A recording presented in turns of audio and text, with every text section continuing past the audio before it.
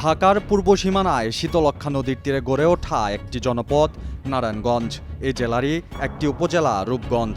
নামটি শুনলেই হয়তো চোখে ভেসে উঠবে ছবির মতো কোনো সুন্দর এক দৃশ্য, কিন্তু বাস্তবের চিত্র যে একেবারেই ভিন্ন। বিশৃঙ্খলা আর চাঁদাবাজির অভয়াশ্রম হয়ে উঠেছিল রূপগঞ্জ উপজেলাটি। অনুসন্ধান বলছে, ভুলতা এলাকায় ঢাকা সিলেট মহাসড়কের দুপাশে প্রায় অর্ধশত মার্কেট রয়েছে। এসব মার্কেটের সামনেও রয়েছে অন্তত ৫,০০০ অস্থায়ী দোকান। এসব মার্কেট ও দোকান থেকে গত ১৫ বছর ধরে প্রতি মাসে ১ কোটি টাকারও বেশি চাঁদা তুলতেন নারায়ণগঞ্জ ১ আসনের পলাতক সাবেক সাংসদ গোলাম দস্তগীর গাজী।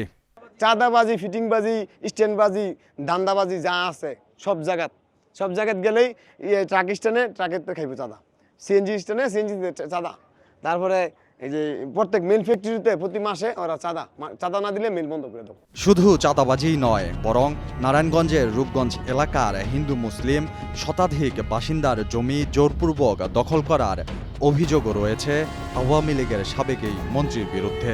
নিজের সকল শিল্প কারখানাগুলোও গড়ে তুলেছেন অন্যের দখলকৃত জমিতে। রূপগঞ্জটারে গাজীগঞ্জে পরিণত করে লাগছে ১৬ বছরে। প্রায় ৪০ বিঘা জমি হিন্দু দখল করছে। হিন্দু যে অর্পিত সম্পত্তি এইটা সেইটা দল করে জোর করে দূরে দিচ্ছে। আরো বিভিন্ন মানুষ যারা সারা জীবন ২ কাঠা জমি কিনছে সেই জায়গা শুদ্ধ দল করছে, এরকম বহুত লোক। এরা প্রতিবাদ করতারে না, সারা জীবন শেষ জীবনের সম্বল। শুধু জমি দখল করেই থেমে থাকেনি গাজী ও তার পেটোয়া বাহিনী।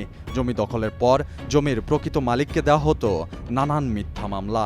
ভুক্তভোগীদের অভিযোগ, নারায়ণগঞ্জের পুলিশ সুপার গোলাম মোস্তফা রাসেলও কাজ করতেন সাবেক এই মন্ত্রীর হয়ে, যে কারণে গাজীর এই দখলদারিত্ব আর নির্যাতনের বিষয়ে প্রশাসনের কাছেও পাওয়া যেত না কোনো ধরনের প্রতিকার।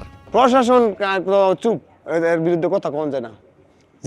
যেই সেক্টরে যায় ভাই ওনার বিরুদ্ধে মামলা, আমি মামলা করতে থানাত গেছি, আমি মামলা হইতো না।